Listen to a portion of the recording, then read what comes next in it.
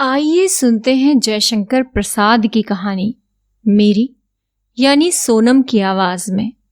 चंदा। चैत्र। कृष्णाष्टमी का चंद्रमा अपनी उज्जवल प्रकाश चंद्र प्रभा के निर्मल जल पर डाल रहा है। गिरिश्रेणी के तरुवर अपने रंग को छोड़कर धवलित हो रहे हैं। कल नादिनी समीर के संग धीरे धीरे बह रही है। एक शिलातल पर बैठी हुई कोल कुमारी सुरीले स्वर से दर्द दिल का ही सुनाओ प्यारे गा रही है। गीत अधूरा ही है कि अकस्मात एक कोल युवक धीर पद संचालन करता हुआ उस रमणी के सम्मुख आकर खड़ा हो गया। उसे देखते ही रमणी की हृदय तंत्री बज उठी। रमणी बाह्य स्वर भूलकर आंतरिक स्वर से सुमधुर संगीत गाने लगी और उठकर खड़ी हो गई। प्रणय के वेग को सहन न करके वर्षावारी पूरिता स्रोतस्विनी के समान कोल कुमार के कंदकूल से रमणी ने आलिंगन किया। दोनों उसी शिला पर बैठ गए और निर्निमेष सजल नेत्रों से परस्पर अवलोकन करने लगे। युवती ने कहा, तुम कैसे आए? युवक, जैसे तुमने बुलाया। युवती हंसकर, हमने तुम्हें कब बुलाया और क्यों बुलाया? युवक, गाकर बुलाया और दर्द सुनाने के लिए बुलाया। युवती, कैसे क्या करूं? पिता ने तो उसी से विवाह करने का निश्चय किया है। युवक उत्तेजना से खड़ा होकर, तो जाओ कहो, मैं करने के लिए प्रस्तुत हूं। युवती चंद्र प्रभा की ओर दिखाकर, बस यही शरण है। युवक, तो हमारे लिए कौन दूसरा स्थान है? युवती, मैं तो प्रस्तुत हूं। युवक, हम तुम्हारे पहले। युवती ने कहा, तो चलो। युवक ने मेघ गर्जन स्वर से कहा, चलो। दोनों हाथ में हाथ मिलाकर पहाड़ी से उतरने लगे। दोनों उतरकर चंद्र प्रभा के तट पर आए और एक शिला पर खड़े हो गए। युवती ने कहा, अब विदा। युवक ने कहा, किससे? मैं तो तुम्हारे साथ जब तक सृष्टि रहेगी तब तक रहूंगा। इतने ही में शाल वृक्ष के नीचे एक छाया दिखाई पड़ी और वो इन्हीं दोनों की ओर आती हुई दिखाई देने लगी। दोनों ने चकित होकर देखा कि एक कोल खड़ा है। उसने गंभीर स्वर से पूछा, चंदा, तू यहां क्यों आई? युवती, तुम पूछने वाले कौन हो? आगंतुक युवक, मैं तुम्हारा भावी पति रामू हूं। युवती, मैं तुमसे ब्याह न करूंगी। आगंतुक युवक, फिर तुम्हारा ब्याह किससे होगा? युवती ने पहले के आए हुए युवक की ओर इंगित करके कहा, इन्हीं से। आगंतुक युवक से अब ना सहा गया। घूमकर पूछा, क्यों हीरा, तुम ब्याह करोगे? हीरा, तो इसमें तुम्हारा क्या तात्पर्य है? रामू, तुम्हें इससे अलग हो जाना चाहिए। हीरा, क्यों, तुम कौन होते हो? रामू, हमारा इससे संबंध पक्का हो चुका है। हीरा, पर जिससे संबंध होने वाला है वो सहमत ना हो तब? रामू, क्यों चंदा, क्या कहती हो? चंदा, मैं तुमसे ब्याह ना करूंगी। रामू, तो हीरा से भी तुम ब्याह नहीं कर सकती। चंदा, क्यों? रामू, हीरा से। अब हमारा तुम्हारा फैसला हो जाना चाहिए, क्योंकि एक म्यान में दो तलवारें नहीं रह सकती। इतना कहकर हीरा के ऊपर झपटकर उसने अचानक छुरे का वार किया। हीरा यद्यपि सचेत हो रहा था, पर उसको संभलने में विलंब हुआ। इससे घाव लग गया और वो वक्ष थामकर बैठ गया। इतने में चंदा जोर से क्रंदन कर उठी। साथ ही एक वृद्ध भील आता हुआ दिखाई पड़ा। युवती मुंह ढांप कर रो रही है और युवक रक्ताक्त छुरा लिए घृणा की दृष्टि से खड़े हुए हीरा की ओर देख रहा है। विमल चंद्रिका में चित्र की तरह वे दिखाई दे रहे हैं। वृद्ध को जब चंदा ने देखा तो वो और वेग से रोने लगी। उस दृश्य को देखते ही वृद्ध कुलपति सब बात समझ गया और रामू के समीप जाकर छुरा उसके हाथ से ले लिया और आज्ञा के स्वर में कहा, तुम दोनों हीरा को नदी के समीप ले चलो। इतना कहकर वृद्ध उन सबों के साथ आ नदी तट पर जल के समीप खड़ा हो गया। रामू और चंदा दोनों ने मिलकर उसके घाव को धोया और हीरा के मुख पर छींटा दिया जिससे उसकी मूर्छा दूर हुई। तब वृद्ध ने सब बातें हीरा से पूछी। पूछ लेने पर रामू ने कहा, क्यों, ये सब ठीक है? रामू ने कहा, सब सत्य है। वृद्ध, तो तुम अब चंदा के योग्य नहीं हो, और ये छुरा भी जिसे हमने तुम्हें दिया था तुम्हारे योग्य नहीं है। तुम शीघ्र ही हमारे जंगल से चले जाओ, नहीं तो तुम्हारा हाल महाराज से कह देंगे, और उसका क्या परिणाम होगा सो तुम स्वयं समझ ही सकते हो। हीरा की ओर देखकर, बेटा, तुम्हारा घाव शीघ्र अच्छा हो जाएगा, घबराना नहीं, चंदा तुम्हारी ही होगी। ये सुनकर चंदा और हीरा का मुख प्रसन्नता से चमकने लगा, पर हीरा ने लेटे ही लेटे हाथ जोड़कर कहा, पिता, एक बात कहनी है, यदि आपकी आज्ञा हो। वृद्ध, हम समझ गए बेटा, रामू विश्वासघाती है। हीरा, नहीं पिता, अब वो ऐसा कार्य नहीं करेगा, आप क्षमा करेंगे, मैं ऐसी आशा करता हूं। वृद्ध, जैसी तुम्हारी इच्छा हो। कुछ दिन के बाद जब हीरा अच्छी प्रकार से आरोग्य हो गया, तब उसका ब्याह चंदा से हो गया। रामू भी उस उत्सव में सम्मिलित हुआ, पर उसका बदन मलिन और चिंतापूर्ण था। वृद्ध कुछ ही काल में अपना पद हीरा को सौंप स्वर्ग को सिधारा। हीरा और चंदा सुख से विमल चांदनी में बैठकर पहाड़ी झरनों का कलनाद में आनंद संगीत सुनते थे। अंशुमाली अपनी तीक्ष्ण किरणों से वन्य देश को परितापित कर रहे हैं। मृग सिंह एक स्थान पर बैठकर छाया सुख में अपने वैर भाव को भुलाकर ऊँघ रहे हैं। चंद्रप्रभा के तट पर पहाड़ी की एक गुफा में, जहाँ की छतनार पेड़ों की छाया उष्ण वायु को भी शीतल कर देती है, हीरा और चंदा बैठे हैं। हृदय के अनंत विकास से उनका मुख प्रफुल्लित दिखाई पड़ता है। उन्हें वस्त्र के लिए वृक्ष गण वल्कल देते हैं, भोजन के लिए प्याज, मेवा इत्यादि जंगली सुस्वादु फल, शीतल स्वच्छंद पवन, निवास के लिए गिरी गुहा, प्राकृतिक झरनों का शीतल जल उन सब के अभावों को दूर करता है और सबल तथा स्वच्छंद बनाने में ये सब सहायता देते हैं। उन्हें किसी की अपेक्षा नहीं पड़ती, अस्तु उन्हीं सब सुखों से आनंदित व्यक्ति द्वय चंद्रप्रभा के जल का कलनाद सुनकर अपनी हृदय वीणा को बजाते हैं। चंदा, प्रिय, आज उदासीन क्यों हो? हीरा, नहीं तो मैं ये सोच रहा हूं कि इस वन में राजा आने वाले हैं।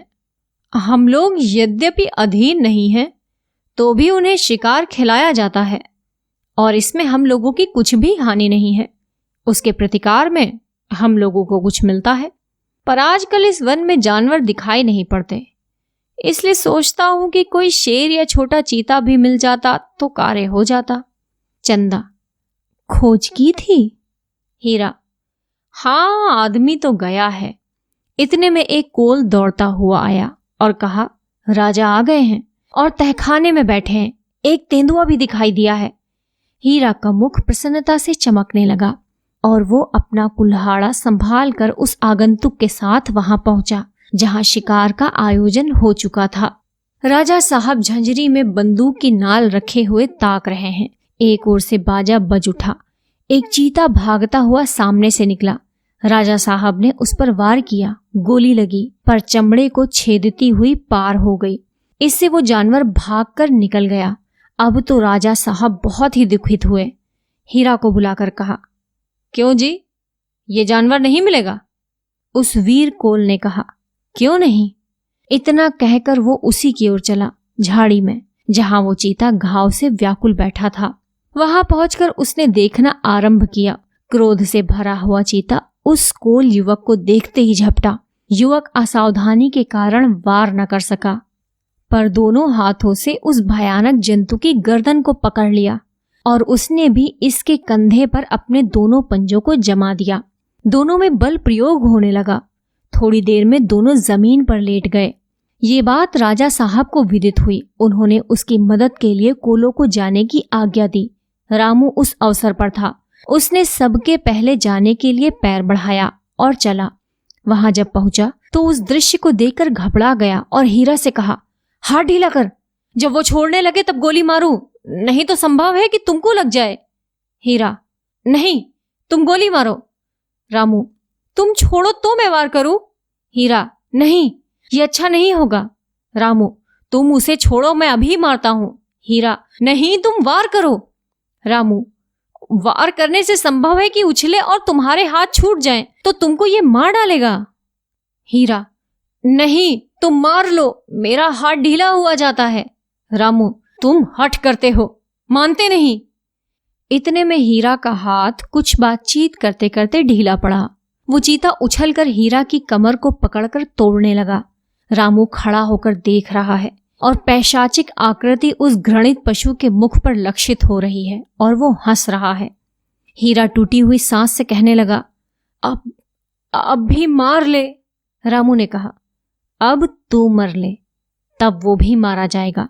तूने हमारा हृदय निकाल लिया है, तूने हमारा घोर अपमान किया है, उसी का प्रतिफल है, इसे भोग। हीरा को चीता खाए डालता है, पर उसने कहा, नीच, तू जानता है कि चंदा अब तेरी होगी। कभी नहीं, तू नीच है, इस चीते से भी भयंकर जानवर है। रामू ने पैशाचिक हंसी हंसकर कहा, चंदा अब तेरी तो नहीं है, अब वो चाहे जिसकी हो। हीरा ने टूटी हुई आवाज से कहा, तुझे इस विश्वासघात का फल अवश्य मिलेगा और चंदा फिर हमसे मिलेगी। इतना उसके मुख से निकला ही था कि चीते ने उसका सिर दांतों के तले दबा लिया। रामू देखकर पैशाचिक हंसी हंस रहा था। हीरा के समाप्त हो जाने पर रामू लौट आया और झूठी बातें बनाकर राजा से कहा कि उसको हमारे जाने के पहले ही चीते ने मार लिया। राजा बहुत दुखी हुआ और जंगल की सरदारी रामू को मिली। बसंत की राका चारों ओर अनूठा दृश्य दिखा रही है। चंद्रमा नामालूम किस लक्ष्य की ओर दौड़ा चला जा रहा है, कुछ पूछने से भी नहीं बताता। कुटज की कली का परिमल लिए पवन भी ना मालूम कहाँ दौड़ रहा है, उसका भी कुछ समझ नहीं पड़ता।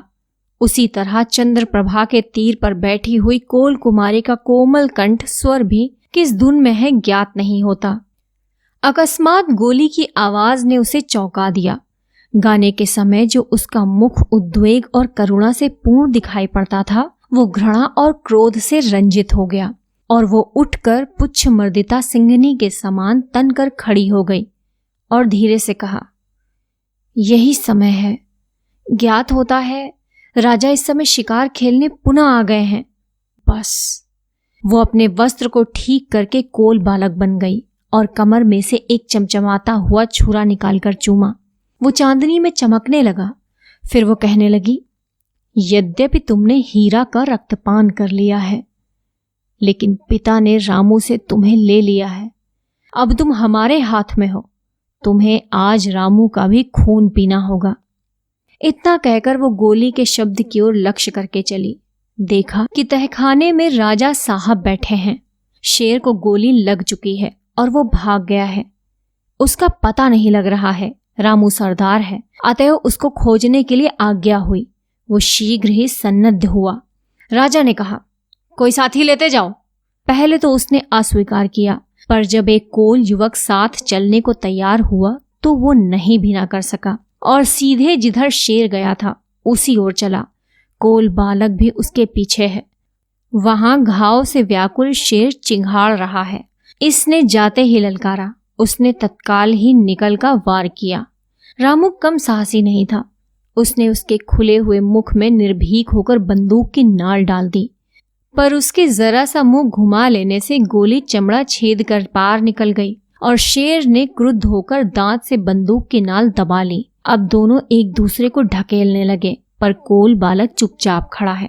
रामू ने कहा, मार, अब देखता क्या है। युवक, तुम इससे बहुत अच्छी तरह लड़ रहे हो। रामू, मारता क्यों नहीं। युवक, इसी तरह शायद हीरा से भी लड़ाई हुई थी।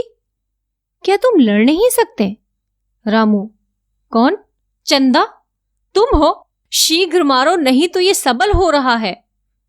चंदा ने कहा, हाँ, लो मारती हूं। इस छुरे से हमारे सामने तुमने हीरा को मारा था। ये वही छुरा है, ये तुझे दुख से निश्चय ही छुड़ाएगा। इतना कहकर चंदा ने रामू की बगल में छुरा उतार दिया। वो छटपटाया। इतने में ही शेर को मौका मिला। वो भी रामू पर टूट पड़ा और उसका इति कर आप भी वहीं गिर पड़ा। चंदा ने अपना छुरा निकाल लिया और उसको चांदनी में रंगा हुआ देखने लगी। फिर खिलखिलाकर हंसी और कहा, दर्द दिल की काहे सुनाऊं प्यारे। फिर हंस कर कहा, हीरा तुम देखते होगे, पर अब तो ये छुरा ही दिल की दाह सुनेगा। इतना कहकर अपनी छाती में उसे भोंक लिया और उसी जगह गिर गई और कहने लगी, हीरा हम तुमसे मिले ही। चंद्रमा अपने मंद प्रकाश में ये सब देख रहा था। सुनिए आपने एक बहुत ही ज्यादा अच्छी प्रेम कहानी। आपको क्या ऐसी कोई प्रेम कहानी याद आती है जो आपने इससे पहले कहीं पढ़ी हो? जल्द ही एक नई कहानी लेकर प्रस्तुत होंगे आपके सामने। अगर आपको ये कहानी पसंद आई है तो इसे लाइक कीजिए, अपने मित्रों के साथ शेयर कीजिए और इस चैनल को ज़रूर सब्सक्राइब कीजिए। धन्यवाद।